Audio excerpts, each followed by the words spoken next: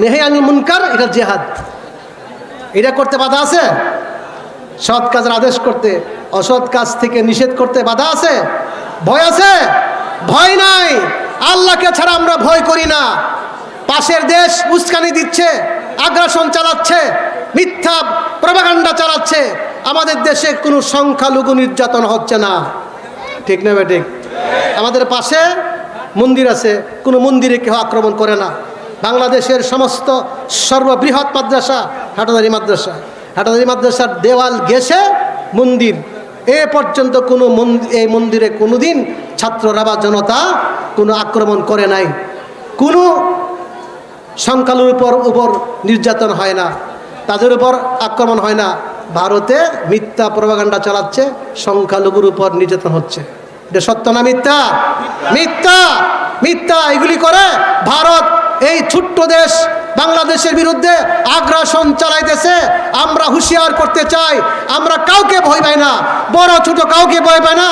আমরা হকের উপরে আছি, আমরা সংখ্যালঘু নির্যাতন করি না। হ্যাঁ, আমরা সাম্প্রদায়িক সম্প্রীতি বজায় রাখছি, বজায় রাখবো। হিন্দুরা নিরাপদে আছে, নিরাপদে থাকবে।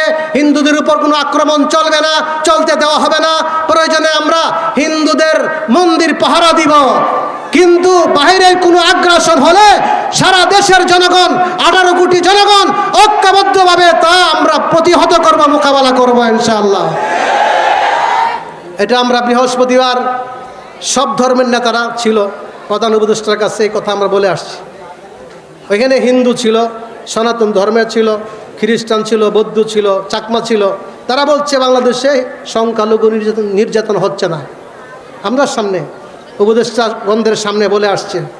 তাহলে এই কোনো পত্রিকা বা ইন্ডিয়ার পত্রিকাতে এগুলি ছড়াচ্ছে সংখ্যালঘু নির্যাতন, এগুলি সম্পূর্ণ মিথ্যা বানাওয়ার উদ্দেশ্যমূলক। কথা ঠিক না বে ঠিক? যাই হোক, কথা তো অনেক লম্বা হয়ে গেল।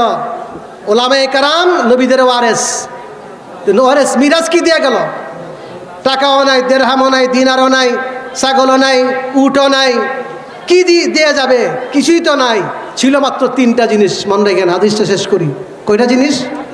খচ্চর, অস্ত্র, ওই যে অস্ত্র। 3 নম্বর হইল আরদা, কিছু জমিন। তবে এই 3টা সম্পদ কি করে গেছেন? জালাহা সাদাকা, সবগুলো আল্লাহর রাস্তায় সদকা করে গেছেন। সুবহানাল্লাহ। ওই আল্লিমুল কিতাব ওয়াল হিকমা, কোরআন সুন্নাহর তালিম আলেমরা করতেছেন, দাওয়াত তাবলীগ আলেমরা করতেছেন। আলেমের পরামর্শ ছাড়া, আলেমের দিক নির্দেশনা ছাড়া তাবলীগ চলতে পারে না। কারণ আলেমরা জানে, আমরা পাবলিকরা জানি না। কথা ঠিক না বে ঠিক? অতএব এই সমস্ত কাজ ওলামায়ে কেরামের দায়িত্ব। অতএব এদিকে আল্লাহ তাআলা ওলামায়ে কেরামের প্রশংসা করেন, সম্মান করেন।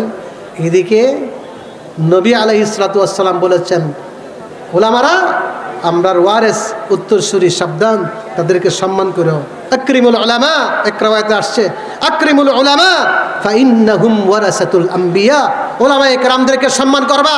নেত্রকোনাবাসী, বাংলাদেশের জনগণ, সরকার বর্তমান অন্তর্বর্তী সরকার, ওলামায়ে কেরাম, এই সরকারের পিছনে ওলামায়ে কেরামের অনেক রক্ত আছে।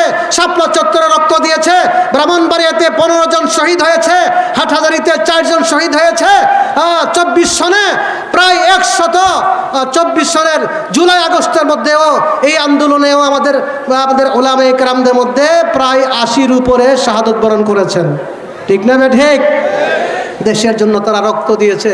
অতএব আল্লাহ নবীর নির্দেশ, সরকার, জনগণ, পাবলিক, আমরা সবাই ওলামায়ে কেরামদেরকে সম্মান করব। রাজি আছেন?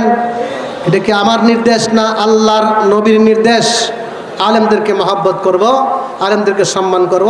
শেষ কথা, বুখারী হাদিস, আনতা মা মান আহবাবতা, দুনিয়াতে যাকে তুমি মহব্বত করো তার সাথে একসঙ্গে তোমার কিয়ামতের দিন হাসর হবে। সুবহানাল্লাহ। হক্কানি আলেমদের আমল আমরা দেখি না, তাদের গোপন কিছু আমল, শেষ রাতের জিকির, শেষ রাতের ইস্তিগফার, শেষ রাতের তাহাজ্জুদ, শেষ রাতের আমল, শেষ রাতের চোখের পানি আমরা দেখি না। আমি তো আলেম দেখি, আমিও নামাজ পড়ি, আলেমও তো নামাজ পড়ে, আমরা তো সমান হই। আল্লাহ বলছে সমান না। কুল হাল ইয়াস্তাবিল লাযিনা ইয়ালামুন আল্লাযীনা লা ইয়ালামুন, তাদের কাছে 30 পারা কোরআনের ইলম আছে, বুখারী শরীফের ইলম আছে, আর আমার কাছে 1 পারারও ইলম নাই।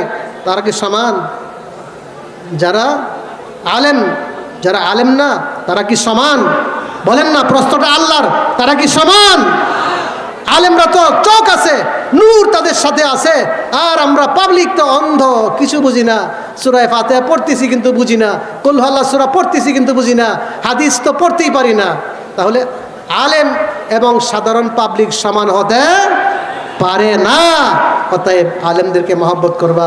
আলেমের হাদিস থেকে প্রমাণিত, আলেমের ইলম বেশি, আমলও বেশি। তাদের গোপন আমল আল্লাহর সাথে গভীর সম্পর্ক, শেষ সাথে সম্পর্ক। অতএব আলেমদেরকে মহব্বত করব। একটা জিনিস পারবো, আলেমদেরকে মহব্বত করলে আলেমদের সাথে কিয়ামতের দিন হাসর হবে।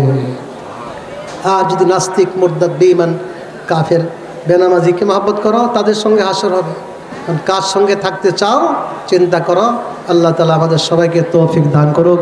ওয়া আখিরু দাওয়ানা আলহামদুলিল্লাহি রাব্বিল আলামিন ওয়া সাল্লাল্লাহু আলা নবিয়িল কারীম।